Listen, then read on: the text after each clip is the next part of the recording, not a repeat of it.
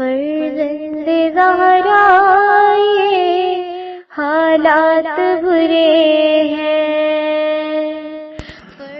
کاشانۂ بصیرت ایک ایسا مکمل یوٹیوب چینل جس پر محروم بصارت کے لیے بالخصوص اور تمام افراد کے لیے بالعموم سینکڑوں کی تعداد میں اسلامی کتب دستیاب ہیں۔ لہذا گزارش ہے کہ آپ اپنی ذمہ داری نبھاتے ہوئے کاشانۂ بصیرت کو سبسکرائب کرنے کے ساتھ ساتھ بیل آئیکن کو پریس کیجیے تاکہ آپ علم کے حصول کے ساتھ ساتھ مذہب اہل بیت کی اشاعت میں بھی اہم کردار ادا کرتے رہیں۔ کاشانۂ بصیرت، کاشانۂ بصیرت، کاشانۂ بصیرت۔ فرزند زہرا یہ حالات برے ہیں۔ السلام علیکم ورحمۃ اللہ وبرکاتہ۔ سامعین، آپ سماعت فرما رہے ہیں تاریخ اسلام میں بی بی عائشہ کا کردار جلد دوم۔ مؤلف ہیں علامہ سید مرتضیٰ عسکری صاحب اور مترجم ہیں عطا محمد سردار نیا صاحب۔ آج ہم آپ کے سامنے اس کی 11ویں ریکارڈنگ پیش کر رہے ہیں اور عنوان ہے نظریاتی اختلافات کی پیدائش۔ کسی بھی قوم اور معاشرے میں جنگ اور خوریزی ہونے سے ہر طرح کے اختلافات اور نظریاتی ٹکراؤ کے راستے رد عمل کے طور پر کھل جاتے ہیں۔ نظریاتی تضاد رہن سہن میں اختلافات اور عقیدے میں ٹکراؤ کی فضا بن جاتی ہے۔ فکری اختلاف عملی اختلاف کا باعث بنتا ہے۔ اس کے برعکس عملی اختلاف نظریاتی اختلاف کو جنم دیتا ہے۔ جنگ جمل اور صفین اور نہروان بھی اس قانون طبعی سے مستثنیٰ نہیں رہے۔ ہر ایک جنگ نے اپنے مخصوص دائرے میں مسلمانوں کے افکار میں اور روح میں بھی اپنے اثرات چھوڑے۔ اس جنگ کے بعد لوگ کئی گروہ، عقیدے اور طرز تفکر میں بٹ گئے۔ کچھ تو طرفدار حضرت علی علیہ السلام ہوئے، انہیں علوی گروہ کہا جانے لگا۔ حاشیے میں لکھا ہے کہ یہ علوی کہے جانے والے لوگ شیعوں کے علاوہ ہیں، کیونکہ شیعت کی ابتدا زمانہ رسالت میں ہوئی ہے، جن کا نمونہ عمار یاسر، مالک اشتر جیسے لوگ ہیں۔ کچھ لوگ عثمان کے طرفدار ہو گئے، انہیں عثمانی پارٹی کہا جانے لگا۔ کچھ ایسے تھے جنہوں نے ان دونوں کو کافر کہہ دیا۔ کچھ نے بنیادی طور پر ان دونوں سے اپنے کو الگ رکھا۔ وہ لوگ آخر تک غیر جانبدار رہے۔ اسی طرح ہر گروہ نے ایک نئی پارٹی بنا لی اور اپنی پارٹی کا نیا نام رکھ لیا اور اسی نام سے مشہور ہو گئے۔ یہی وجہ تھی کہ داخلی جنگوں کے بعد مسلمانوں کے درمیان نئے نئے مذاہب، فرقے اور عقیدے پیدا ہوتے گئے۔ اس فکری اختلاف نے جو جنگ کے نتیجے میں پیدا ہوئے تھے، بعد میں بھی نئی جنگوں کے راستے ہموار کیے، جو بڑی شدید اور خونریز ہوئیں۔ اور اگر خونریز جنگ نہیں ہوتی تو سرد جنگ اور گو مگو کی کیفیت کی وجہ سے کلامی بحثیں پیدا ہو گئیں۔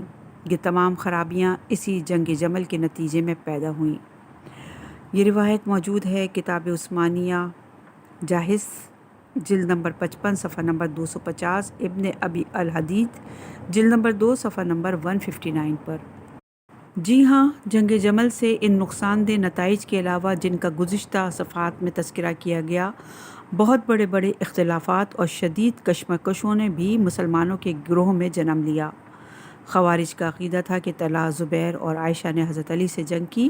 انہوں نے اپنے امام کی مخالفت کی، اس وجہ سے یہ سب کے سب مخالف علی کی وجہ سے کافر ہو گئے۔ ان کا اسلام سے کوئی تعلق نہیں رہا، کیونکہ اس دن حق علی کے طرف تھا، لیکن انہوں نے بھی جنگ صفین میں تحکیم کو منظور کر لیا اور ابو موسیٰ اشعری اور عمرو و عاص کو حاکم مان لیا، اس لیے وہ بھی اسلام سے خارج ہو گئے۔ خوارج کے کچھ فرقے جنگ جمل میں علی کو حق پر سمجھتے ہیں، لیکن چونکہ انہوں نے تمام بصرے کی دولت مال غنیمت کے طور پر لوٹنے کی اجازت نہیں دی، ان کے بچوں اور عورتوں کو اسیر نہیں کیا، اس لیے انہوں نے غلطی کی۔ اس غلطی کی وجہ سے وہ حضرت علی علیہ السلام کو گالیاں دیتے اور لعنت کرتے تھے۔ اور یہ روایت الملل جلد نمبر 1 صفحہ نمبر 176، التبصیر جلد نمبر 27، الفرق بین الفرق صفحہ نمبر 58 پر موجود ہے۔ معتزلہ کے بعض فرقے ان دونوں گروہوں کو کافر کہتے ہیں۔ عائشہ اور حضرت علی ہر دو لشکر کے افراد کو دائرہ اسلام سے خارج کر دیتے ہیں۔ ان کا خیال ہے کہ یہ دونوں ہمیشہ جہنم میں رہیں گے، اور یہ روایت التفسیر صفحہ نمبر 42 پر موجود ہے۔ معتزلہ کے کچھ دوسرے گروہ ان دونوں مخالف دھڑوں کو بغیر معین کیے فاسق اور جہنمی کہتے ہیں، کیونکہ یہ دونوں گروہ فاسق و گناہ گار تھے، لیکن ان میں سے ایک فاسق و جہنمی ہوگا جس کا فیصلہ خدا کرے گا۔ اس گروہ کے عقیدے کے مطابق ان دونوں میں سے کسی بھی کی بھی شہادت قابل قبول نہیں۔ وہ یہ کہتے ہیں کہ علی اور عائشہ کے تمام لشکر والے اگر ایک ہرے پتے کی گواہی دیں تو قبول نہیں کی جائے گی، نہ اس گواہی پر اعتبار کیا جائے گا۔ معتزلہ کے تیسرے گروہ کا عقیدہ لشکر عائشہ کے بارے میں یہ ہے کہ ان میں سے سبھی یہاں تک کہ طلحہ و زبیر بھی گناہ گار اور جہنمی ہیں، لیکن ان میں وہ لوگ جہنمی نہیں رہیں گے جنہیں اپنے کیے پر احساس پشیمانی ہوا ہو اور جنہوں نے توبہ کر لی ہو۔ اس گروہ کا خیال ہے کہ عائشہ ان لوگوں میں سے تھی جنہوں نے پشیمانی ظاہر کر کے توبہ کی، کیونکہ عائشہ جنگ کے بعد امیر المومنین کے پاس آئیں اور اپنے گناہ کا اعتراف کیا، ان سے معافی مانگی۔ حضرت علی علیہ السلام نے بھی انہیں بخش دیا اور ان کی لغزش اور گناہوں سے صرف نظر فرمایا۔ یہ روایت شرح نہج البلاغہ ابن ابی الحدید جلد نمبر 3 صفحہ نمبر 296، جلد نمبر 2 صفحہ نمبر 448 پر موجود ہے۔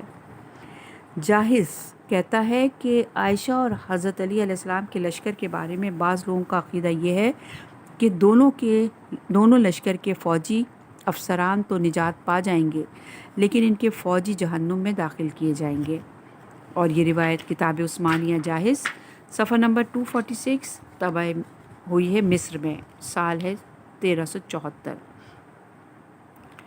زیادہ تر اشارہ کے لوگوں کا لشکر عائشہ کے بارے میں یہ عقیدہ رکھتا تھا کہ انہوں نے حضرت علی علیہ السلام کے خلاف خروج کر کے غلطی کی، مرتکب گناہ ہوئے، لیکن ان کا یہ گناہ ایسا نہیں کہ انہیں کافر کہا جا سکے، نہ ان کا گناہ فسق کا باعث ہے۔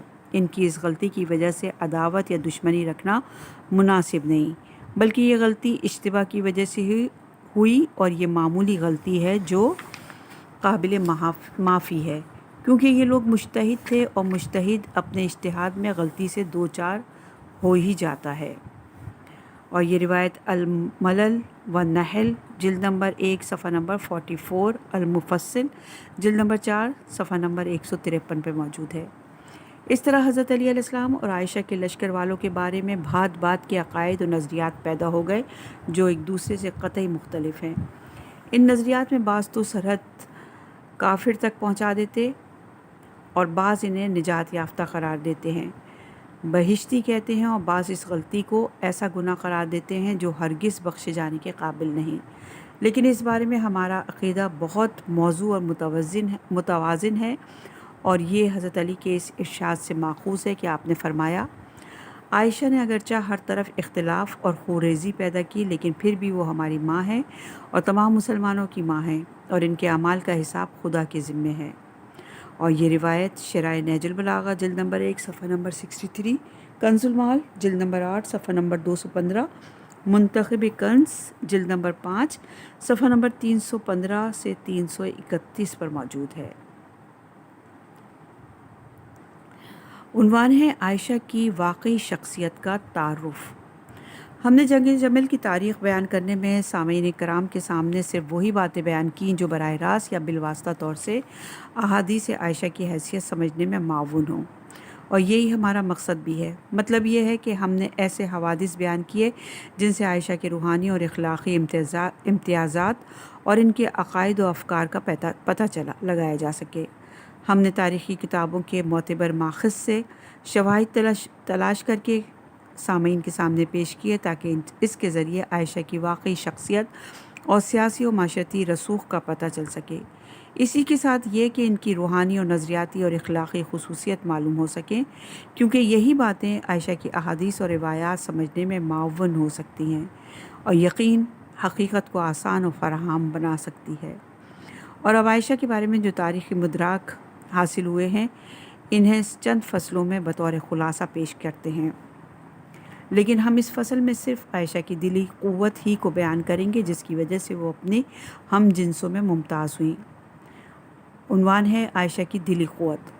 عائشہ اپنے جگرداری اور قوت کے اعتبار سے تمام دنیا کی عورتوں میں بے نظیر تھیں، یہاں تک کہ تاریخ میں آج تک ان سے زیادہ جگردار عورت کی نشاندہی نہیں ہوگی، اور ہر وہ کامیابی کے ساتھ اپنی نسوانی جذبات اور احساسات پر اس قدر مسلط تھی کہ کسی عورت کے لیے ایسے تسلط کا مظاہرہ بہت بعید ہے۔ انہوں نے پہلے حلے میں بصرہ پر قبضہ کر کے وہاں کے بیت المال کے محافظوں کو اسیر کر کے نہایت بے رحمی کے ساتھ حکم دیا کہ ان سب کو قتل کر دیا جائے، اور اس عورت کے حکم سے دسیوں مسلمانوں کو ان کی آنکھ کے سامنے بھیڑ بکریوں کی طرح قتل کر ڈالا گیا۔ پھر اس کے بعد جنگ شروع ہوئی تو آتش اور وحشت انگیز میں خود شریک رہیں اور ذرا بھی خوف و ہراس کو راہ دیے پورے دلی اطمینان کے ساتھ ایک سپہ سالار کی طرح حکم چلاتی رہیں، حالانکہ خزاں کے پتوں کی طرح سر اڑ رہے تھے۔ یہ سارا تماشا وہ اپنی آنکھوں سے دیکھ رہی تھیں، ذرا ماتھے پر شکن نہ تھی، پہاڑ کی طرح جمی ہوئی تھی، ہودج میں بیٹھ کر لگاتار فوجی احکامات صادر کر رہی تھیں۔ ان کے دل میں ذرا بھی گھبراہٹ، کمزوری اور پریشانی کا اثر نہ تھا۔ جی ہاں، یہ امتیاز اور خصوصیت عائشہ کے علاوہ دنیا کی کسی عورت میں نظر نہیں آ سکتا، نہ تاریخ کی کسی عورت کی نشاندہی کر سکتے ہیں۔ ہم نے اسے ام المومنین کی قوت قلب کیا ہے۔ سامعین اسے کثافت اور بے رحمی کا نام دے سکتے ہیں یا جگرداری کہہ سکتے ہیں۔ ہم نے سامعین کے سامنے تاریخ بیان کی ہے، فیصلہ انہی کو کرنا ہے۔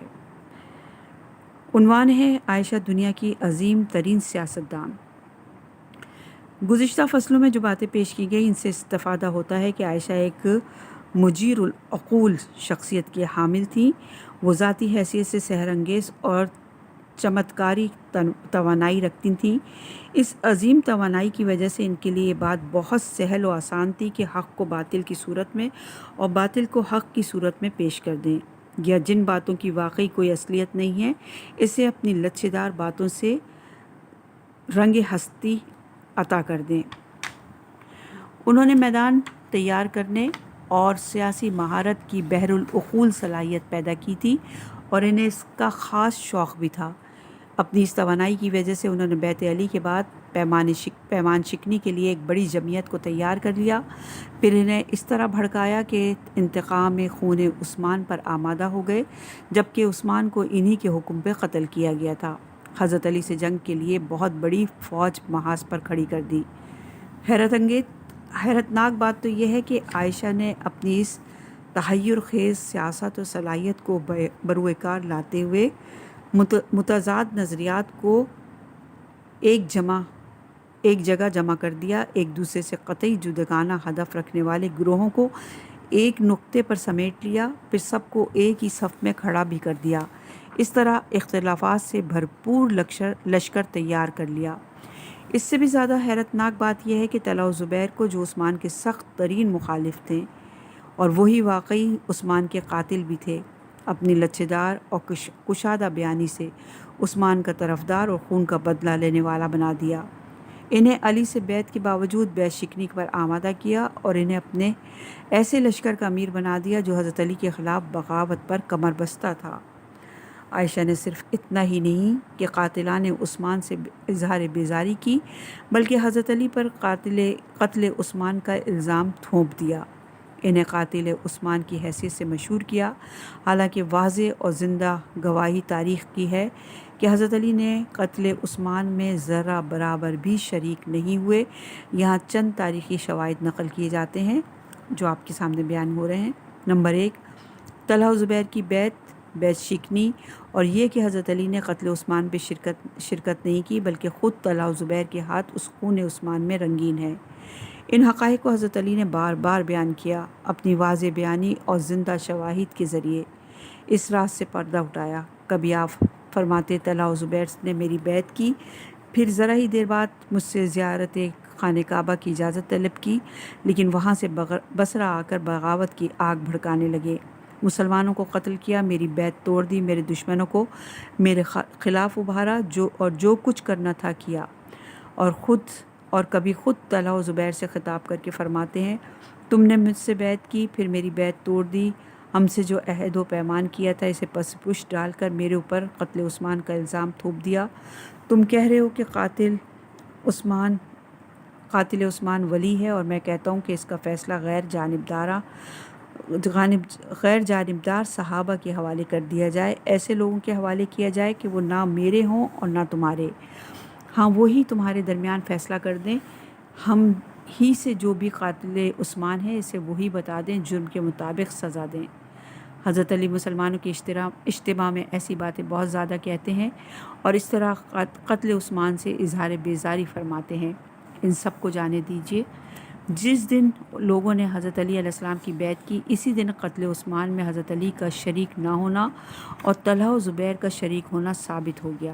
لیکن ان تمام پچھلے واضح شواہد کے ساتھ کہ حضرت علی علیہ السلام خون عثمان سے پاک تھے اور انہوں نے اس سے اظہار بیزاری بھی کیا تھا، پھر بھی لوگوں نے آپ کی باتوں پر توجہ نہیں کی اور ان کی اظہار بیزاری کو نہ مانا۔ لیکن عائشہ نے جو آپ پر الزام لگایا تھا، اپنے تمام جھوٹ کے باوجود ان کی لوگوں نے تائید کی۔ یہ صرف اس وجہ سے ہوا کہ عائشہ کو سیاست میں حیرتناک اور خاص مہارت حاصل تھی کہ وہ حقائق کو بالکل الٹ دیں، اور چونکہ معاشرے میں ان کی حیثیت پسندیدہ تھی اور شیخین کے زمانے ہی سے انہیں خاص مقام حاصل تھا، اس لیے وہ اپنی اس مہارت کا مظاہرہ کر سکیں۔ نمبر 2، ابن سیرین نے حضرت علی علیہ السلام نے خون عثمان سے اظہار بیزاری کے سلسلے میں کہا ہے کہ جب تک لوگوں نے علی کی بیعت نہیں کی تھی ان پر قتل عثمان کا الزام نہیں لگایا تھا، لیکن جس دن ان کی بیعت کی گئی ان پر الزام لگایا جانے لگا اور انہیں قاتلان عثمان کی فہرست میں شامل کر لیا گیا۔ نمبر 3، ابو الاسود ویلی نے جنگ جمل میں طلحہ اور زبیر سے کہا تھا، تم دونوں عائشہ عثمان کے سخت ترین دشمن تھے، لوگوں کو سب سے زیادہ قتل عثمان پر ابھارتے تھے، تم لوگوں نے انہیں موت کے گھاٹ تک پہنچایا اور اب ان کے انتقام قتل پر اس لیے آمادہ ہو کہ تمہیں واقعی قاتل عثمان ہو، اور تم جو کہتے ہو کہ خلافت شورا کے ذریعے متعین ہونی چاہیے، تو یہ گستاخی تم کیسے اپنی زبان پر لاتے ہو؟ کیا تم نے راضی خوشی اور بغیر کوئی دباؤ کے حضرت علی کی بیعت نہیں کی تھی؟ نمبر 4، عمار یاسر نے بھی جنگ جمل میں شروع ہونے سے پہلے عائشہ سے ملاقات کی تھی اور ان سے کہا تھا کہ اے عائشہ، یہ تمام فتنے تم ہی نے شروع کیے ہیں اور ہر حادثے اور ہر واقعے پہ میں تمہاری انگلیوں کے نشانات نمایاں دیکھ رہا ہوں، یہاں تک کہ قتل عثمان بھی تمہارے اشارے سے اور تمہارے حکم سے انجام پایا ہے۔ نمبر 5، جنگ جمل کی ابتدا میں صحابی رسول عبداللہ بن حکیم نے طلحہ کو ایک خط لکھ کر کہا کہ اے طلحہ، کیا یہ خط تم نے نہیں لکھا تھا؟ طلحہ نے پوچھا، کیوں؟ یہ خط ہم نے ہی لکھا تھا۔ عبداللہ نے پوچھا، ہم کو سخت تعجب ہے کہ کل اپنے خطوط کے مطابق ہمیں تم نے دعوت دی کہ ہم عثمان کے خلاف بغاوت کریں اور انہیں ختم کر دیں یا خلافت سے علیحدہ کر دیں، لیکن ہم نے تمہاری دعوت قبول نہیں کی، تمہارے موافق جواب نہیں دیا، یہاں تک کہ ان میں تم نے خود ہاتھ ڈالا، انہیں قتل کر ڈالا، اور آج پھر تم ان کے خون کا انتقام لینے کے لیے ہمارے پاس آئے ہو، اور ہم بہت خبر اور بے گناہ لوگوں سے ان کے خون کا انتقام لے رہے ہو۔ نمبر 6، جب مکہ میں عائشہ کے لشکر نے خروج کیا اور سعید ابن عاص اموی نے مروان سے کہا، اے مروان، کہاں جا رہے ہو اور خون عثمان کا کس سے بدلہ کر رہے ہو؟ خون عثمان تو یہ تمہاری فوج میں اونٹ کی پشت پر ہے، اگر تم واقعی مقصد خون خواہی ہو تو اپنے اس ساتھی کو قتل کر کے اپنے گھر واپس چلے جاؤ۔ سعید کا مطلب یہ تھا کہ طلحہ و زبیر اور عائشہ عثمان کے قاتل ہیں، جو عائشہ کے لشکر کے دونوں طرف اونٹ پر بیٹھ کر بصرہ کی طرف جا رہے تھے، اور طلحہ و زبیر ہی کی وجہ سے جنگ جمل ہوئی ہے۔ جب دونوں طرف کے لشکر آمنے سامنے ہوئے اور مروان کو موقع ہاتھ آیا تو اس نے تیر چلا کر طلحہ کو قتل کر ڈالا۔ یہ مستحکم اور واضح دلیل اور شواہد ہیں کہ حضرت علی علیہ السلام بالکل سے خون عثمان سے اور عائشہ، طلحہ و زبیر اس خون میں شامل تھے، اور یہ بات جب ظاہر تھی، لیکن اس کے باوجود عائشہ نے اپنی خاص مہارت کا مظاہرہ کرتے ہوئے اپنے ان ساتھیوں کو خون عثمان سے بری کر دیا اور حضرت علی علیہ السلام کے بے گناہ ساتھیوں پر ان کے قتل و الزام تھوپ دیا، جبکہ ان کا اس سے کوئی تعلق نہیں تھا۔ پھر خون عثمان کا انتقام لینے کے لیے ان لوگوں کے خلاف لشکر تیار کیا اور ایک زبردست تاریخی جنگ پیدا کر دی۔ یہ انتہائی حیرت انگیز حرکت تھی جو کسی دوسرے شخص سے نہیں ہو سکتی تھی۔ اس وجہ سے کہا جا سکتا ہے کہ عائشہ دنیا کی ایک بہترین سیاستدان خاتون تھیں۔ عنوان ہے عائشہ کی تقریری صلاحیت۔ عائشہ کو تقریر میں بھی حیرت ناک مہارت تھی۔ وہ خطابت کے امور سے اچھی طرح آشنا تھیں۔ اس حیثیت سے انہیں دنیا کی نامور خطیب بھی کہا جا سکتا ہے۔ کتب تاریخ میں جو ان کی آتشی تقریریں منقول ہیں واقعی حیرت ناک ہیں۔ یہاں اس کے چند نمونے ثبوت کے طور پہ پیش کیے جاتے ہیں۔ نمبر 1، عائشہ کی خطبات کا ایک نمونہ حضرت ام سلمہ کے جواب دینے میں بھی پیش کیا جا سکتا ہے، جس وقت وہ حضرت علی علیہ السلام سے جنگ کا ارادہ کر چکی تھی۔ ام سلمہ نے ان کی سرزنش اور ملامت کرتے ہوئے فرمایا، اے عائشہ، تم نے جو راستہ اختیار کیا ہے وہ انحراف اور گناہ کا راستہ ہے۔ خدا سے ڈرو جو تمہارے تمام اعمال کا نگراں ہے۔ عائشہ نے ام سلمہ کا جواب دیا، اے ام سلمہ، مجھے بہت مبارک سفر درپیش ہے، اس لیے میں مسلمانوں کے دو گروہوں کے اندر شدید اختلافات کی حکمرانی کروں گی۔ میں اس کی اصلاح کروں گی، ان کی دشمنی اور نفاق کو خلوص اور برادری سے بدل دوں گی، اور اس طرح مجھے خداوند عالم کی خوشنودی حاصل ہوگی۔ یہاں عائشہ نے اپنی بے پناہ خطیبانہ صلاحیت سے جنگ کی بات کو مغالطے میں ڈال کر اپنے گناہ اور فساد کو اصلاح اور خوشنودی خدا کا رنگ دے دیا، دشمنی اور اختلاف کو اختلاف کرنے اور اتحاد و برادری پیدا کرنے کا رنگ دے دیا۔ لیکن یہاں ایک سوال باقی رہ جاتا ہے کہ اگر عائشہ اپنے گھر میں بیٹھی رہتی اور حضرت علی علیہ السلام سے جنگ کے لیے مکہ سے نہ نکلتی تو مسلمانوں کے دو گروہ میں نفاق اور دشمنی کہاں سے پیدا ہوتی ہے؟ دو مخالف گروہ جو ایک دوسرے سے لڑ رہے تھے، اور اس کا اظہار خود عائشہ نے کیا تھا، ان دونوں میں صلح کراؤں گی، اور وہ کہاں تھی؟ عائشہ کی بغاوت اور ان کے بصرہ آنے سے پہلے اختلاف کا کہیں پتہ اور نشان نہیں تھا۔ کاش انہوں نے مسلمانوں کے درمیان اصلاح کے خیال سے مکہ سے بصرہ نہ گئی ہوتی اور یہ تمام جنگ و خوریزی اور برادرکشی مسلمانوں میں پیدا نہ ہوتی۔ نمبر 2، ایک دوسری عائشہ کی تقریر ان کی مشہور خطابت سے ہے جو مربد میں ہوئی تھی، جس وقت طلحہ اور زبیر نے بصرہ والوں کے سامنے تقریریں کی اور لوگوں نے ان کی باتوں پر توجہ نہیں دی تھی، بلکہ ان لوگوں پر اعتراض کرنے لگے تو لوگوں میں یہ شور اور ہنگامہ پیدا ہوا کہ طلحہ اور زبیر اس کو خاموش کرنے سے عاجز رہ گئے۔ اس موقع پر عائشہ نے اپنی تند اور آتش فشاں تقریر پیش کی کہ لوگ خاموش ہو گئے اور ساری چیخ و پکار ختم ہو گئی۔ عائشہ نے اپنی تقریر میں کہا، بصرہ والوں، یہ صحیح ہے کہ عثمان گناہ گار تھے، ان سے غلطیاں بھی سرزد ہوئیں، لیکن جب ہم نے انہیں ٹوکا تو انہوں نے فوراً ہماری بات مان لی اور اپنے گناہوں سے توبہ کر لی، اپنی حرکتوں سے باز آئے، لیکن تم لوگوں نے ان کی توبہ کو نظر انداز کیا اور ان پہ چڑھائی کر کے بے گناہ اور مظلومی کے ساتھ قتل کر دیا، بے رحمی سے ان کا خون زمین پر بہا دیا۔ ان کے بعد علی کو مسلمانوں کی رضامندی اور اصلاح کے بغیر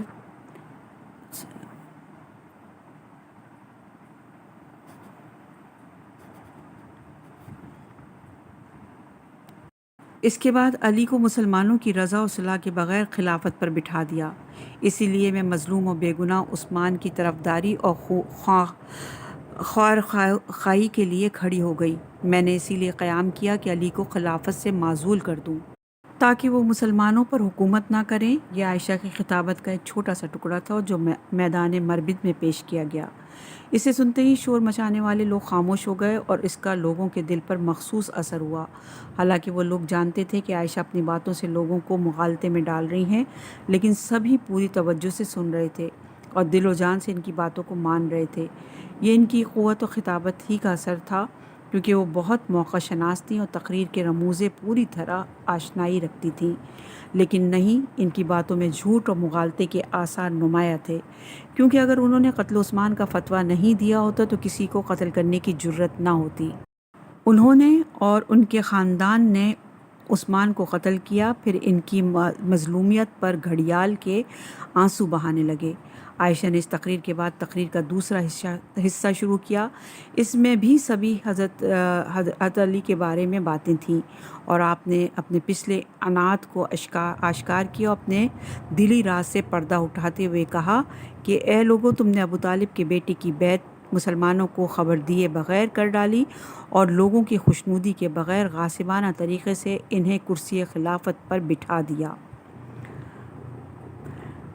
عائشہ نے اپنی تقریر جاری رکھی، آگے کہا کہ اے لوگوں، سمجھ لو عثمان مظلوم اور بے گناہ قتل کیے گئے، تم لوگوں پر واجب ہے کہ ان کے قاتلوں کو تلاش کرو اور جہاں بھی پاؤ انہیں قتل کر ڈالو۔ اس کے بعد معاملہ خلافت کو اس طرح شورا کے حوالے کر دو جیسے عمر نے کیا تھا، وہی ارکان شورا خلافت کے لیے کسی کو منتخب کر لیں، لیکن یہ خیال رہے کہ جو لوگ قتل عثمان میں شریک ہوئے ہیں انہیں مجلس شورا میں شامل نہیں کیا جائے اور خلیفہ معین کرنے میں ان کی رائے نہ مانی جائے، چاہے وہ عمر کے ارکان شورا میں موجود ہوں۔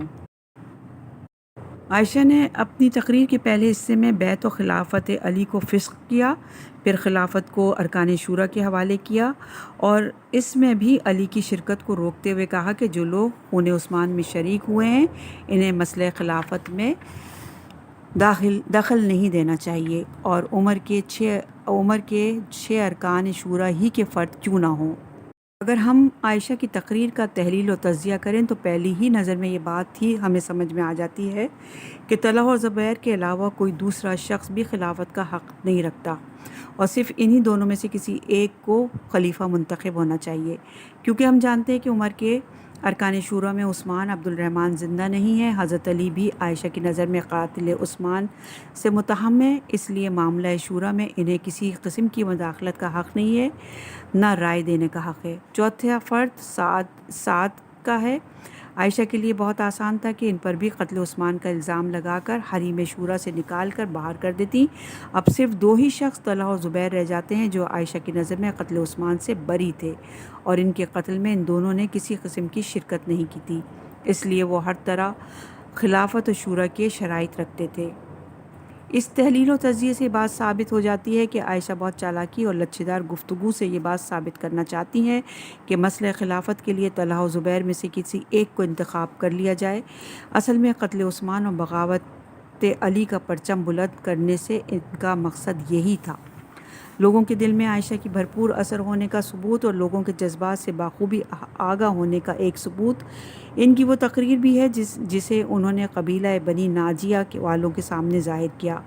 وہ لوگ اونٹ کی مہار اپنے ہاتھ میں تھامے ہوئے تھے، اور انہوں نے انتہائی ہیجان انگیز انداز میں کہا کہ اے ناجیہ کے شریف خاندان والوں، استقامت دکھاؤ اور صبر کا مظاہرہ کرو، کیونکہ میں تم لوگوں کے چہرے پر قریش کی غیرت اور استقامت کا مشاہدہ کر رہی ہوں۔ صبرن بنی ناجیہ۔ عائشہ نے اپنی اس تقریر میں قبیلہ ناجیہ کو قریش کے باوقار خاندان سے جوڑ دیا جو شجاعت و شہامت سے مشہور تھا۔ اس طرح ناجیہ والوں میں فداکاری کا جذبہ بڑھ گیا اور اپنی آخری سانسوں تک حضرت علی علیہ السلام کی حضرت علی علیہ السلام کی فوج کے سامنے ڈٹے رہے اور ایک کے بعد ایک قتل ہوتے رہے۔ اپنے اس مؤثر فقرے سے عائشہ نے اپنے مطلب حاصل کر لیا، کیونکہ قبیلہ ناجیہ کے قبیلہ قریش کی شاخ ہونے میں متہم تھا۔ لوگ اسے قریش کی شاخ نہیں سمجھتے تھے۔ رسول خدا صلی اللہ علیہ وآلہ وسلم نے اسامہ کے بارے میں، جو اپنے کو قریش کا فرد سمجھتا تھا، کہا کہ میرے چچا اسامہ سے کوئی فرزند پیدا نہیں ہوا تھا، یعنی بنی ناجیہ اسامہ سے نہیں تھے اور ان کا قریش سے انتساب صحیح نہیں ہے۔ ابو بکر اور عمر بھی بنی ناجیہ کو قبیلہ قریش کے فرد نہیں سمجھتے تھے۔ یہ روایت شرح نہج البلاغہ ابن ابی الحدید کی جلد نمبر 3 صفحہ نمبر 126 پر موجود ہے۔ عائشہ کی موقع شناسی کا ایک نمونہ وہ جملے ہیں جو قبیلہ ازد کے لوگوں سے کہے۔ جس وقت ازدیوں نے اونٹ کی مہار تھام لی اور پوری طاقت سے جنگ کرنے لگے تو ان کی طرف رخ کر کے کہا اے قبیلہ ازد والوں، صبر و استقامت کا مظاہرہ کرو، کیونکہ صبر و استقامت ازد مردوں کی پہچان ہے۔ جب تک بنی ضبا میرے لشکر کے درمیان رہے، میں اپنے لشکر میں آثار کامرانی کا مشاہدہ کرتی رہی اور اپنی فتح کی امیدوار رہی۔ عائشہ کے اس فقرے سے قبیلہ ازد میں ایسا جوش پیدا ہوا کہ انہوں نے پوری طاقت سے جنگ کی اور ایک کے بعد ایک اونٹ کے سامنے خاک اور خون میں لوٹنے لگے، تاکہ خاندان ضبا کی جو تعریف عائشہ نے کی ہے اسے بھی حاصل کر سکیں۔ عائشہ کی موقع شناسی کا نمونہ وہ بھی ہے جسے انہوں نے حضرت علی علیہ السلام کے سامنے کہا تھا۔ جنگ جمل کے بعد حضرت علی علیہ السلام نے جب عائشہ پر قابو پا کر ان کی ملامت کرتے ہوئے فرمایا، اے عائشہ، تم نے لوگوں کو میرے خلاف جنگ پر ابھارا، بغاوت کی تحریک چلائی، یہاں تک کہ خون سے زمین لالزار ہو گئی، بھائی نے بھائی کو قتل کیا۔ رسول خدا صلی اللہ علیہ وآلہ وسلم نے یہی حکم دیا تھا، کیا حضرت صلی اللہ علیہ وآلہ وسلم نے تو تمہیں یہ حکم نہیں دیا تھا کہ اپنے گھر سے باہر نکلنا، اپنے حجرے میں بیٹھی رہنا؟ عائشہ جو موقع شناسی اور نقطۂ سنجی میں ماہر تھیں اور حساس خطابت کا تجربہ تھا، ایسے موقع پر علی سے صرف ایک جی ہاں، صرف چھوٹے سے ایک جملے پر قناعت کی، لیکن وہ جملہ بہت حساس تھا جس نے حضرت علی جیسے مہربان اور جذباتی شخص کو رام کر دیا، اور حضرت علی علیہ السلام کو اپنی تمام کینہ و عناد کے باوجود عفو اور بخشش پر مجبور کر دیا۔ اس حساس موقع پر کہا، اے علی، اب جب کہ تم نے ہمارے اوپر قابو پا لیا ہے، عفو و بخشش سے کام لو۔ تم نے قابو پا لیا ہے، اب عفو کا راہ دو۔ یہ چھوٹا سا فقرہ کتنا بلیغ ہے، اس میں ایک طرح کا فرمان بھی ہے، لیکن باطن میں انسانی جذبات کو اپنی طرف محبت کے لیے کھینچتا ہے۔ یہ ایسا فقرہ تھا کہ کوئی بھی کریم شخص عفو و بخشش سے کام لیتا۔ عنوان ہے اپنی حیثیت سے استفادہ۔ تمام مسلمان رسول اکرم صلی اللہ علیہ وآلہ وسلم کی ازواج کو ام المومنین یعنی مومنوں کی ماں کہتے ہیں۔ مسلمانوں میں یہ لقب مشہور تھا، لیکن عائشہ نے اس عنوان کا تمام ازواج رسول سے زیادہ استفادہ کیا۔ اس کے ذریعے انہوں نے لوگوں کی توجہ اپنی سمت کھینچی اور اس سے استفادہ کرنے کے لیے ناقابل فراموش اور حیرتناک موقع استعمال کیے، اور اپنے اس عنوان سے لوگوں میں کبکبی پیدا کر دیتی تھیں۔ لوگ ان کے سامنے جھک جاتے تھے اور انتہائی احترام کے ساتھ ان کی پیروی کرنے لگتے تھے۔ یہ بات واضح ہے کہ یہ اختیار اور مسلمانوں کے معاشرے میں ان کا یہ اثر شیخین یعنی عمر اور ابوبکر کے زمانے ہی میں حاصل ہو چکا تھا۔ حضرت علی علیہ السلام کے زمانے میں یہ اثر باقی تھا، اس لیے انہوں نے تمام مرحلوں میں ام المومنین کے عنوان سے بھرپور استفادہ کیا اور اس طرح لوگوں کو اپنی طرف متوجہ کیا۔ چنانچہ انہوں نے جنگ جمل میں پہلے زید بن سوحان کو خط لکھتے ہوئے سرنامے میں اسی لقب کو استعمال کیا، پھر انہیں اپنی مدد اور نصرت کی دعوت دی۔ خط کا متن یہ تھا کہ یہ خط ام المومنین عائشہ بنت ابوبکر زوجہ رسول صلی اللہ علیہ وآلہ وسلم کا اپنے نیک فرزند زید بن سوحان کو۔ خدا کی حمد و ثنا کے بعد، اے زید، یہ خط پاتے ہی میرے پاس آ جاؤ اور اس جنگ میں میری مدد کرو۔ اگر ہمارا حکم نہیں مانتے ہو، میری مدد نہیں کرتے، تو کم سے کم علی سے الگ رہو اور ان کی کسی طرح بھی مدد اور نصرت نہ کرنا۔ یہ روایت طبری کی جلد نمبر 5 صفحہ نمبر 183 اور 84 پہ موجود ہے۔ پھر عائشہ نے اپنے اسی عنوان کو کعب بن سور کی طرف بھیجا اور اس کے خیالات کو بالکل پلٹ دیا۔ جس طرح کعب نے اپنی غیر جانبداری کا اعلان کیا اور لوگوں سے علیحدگی اختیار کر کے خانہ نشین ہو کر گھر کا دروازہ بند کر لیا، عائشہ اپنے خچر پر سوار ہو کر سور کے پاس آئیں اور بات کرنے لگیں۔ کعب کسی طرح بھی مثبت جواب نہیں دے رہے تھے۔ آخر عائشہ نے مایوس ہو کر کعب سے کہا، اے کعب، کیا میں تمہاری ماں نہیں ہوں؟ کیا تمہاری گردن پر میری ممتا کا حق نہیں ہے؟ اس فقرے نے کعب میں طوفان کا جوش کر دیا۔ وہ بہت زیادہ متاثر ہوئے اور ان کی ساری صلاحیت ہوا ہو گئی۔ پھر وہ عائشہ سے مثبت گفتگو کرنے لگے اور میدان جنگ میں پہنچ گئے۔ اگر یہ ہیجان انگیز بات نہ ہوتی تو کعب کو حضرت علی علیہ السلام سے بغاوت پر نہ ابھارتی تو بصرہ کے سب سے اہم قبائل ازد کی حمایت سے محروم ہو جاتی۔ جی ہاں، خانہ نشینے سے میدان جنگ کا بہت فاصلہ ہے۔ عائشہ کی موقع شناسی اور ان کے ام المومنین کے عنوان نے اس فاصلے کو ختم کر دیا اور خانہ نشینی کو جنگ و جدل سے بدل دیا۔ ام المومنین کے عنوان سے استفادے کا تیسرا ثبوت وہ موقع ہے جب جنگ جمل میں لوگ عائشہ کے اونٹ کے گرد پروانہ وار پھر رہے تھے اور اپنی جان نچھاور کر رہے تھے، اپنے جعلی اشعار اور رجس میں ان کے ام المومنین ہونے کا اعلان کرتے رہے اور دفاع حریم ام المومنین پر لوگوں کو ابھارتے ہوئے کہہ رہے تھے، اے قبیلہ ازد والو، اپنی ماں کا دفاع کرو کیونکہ ان کا دفاع نماز روزے کی طرح واجب ہے، اور ان بزرگ ماں کے احترام کا تحفظ تم میں سے ہر ایک پر واجب ہے۔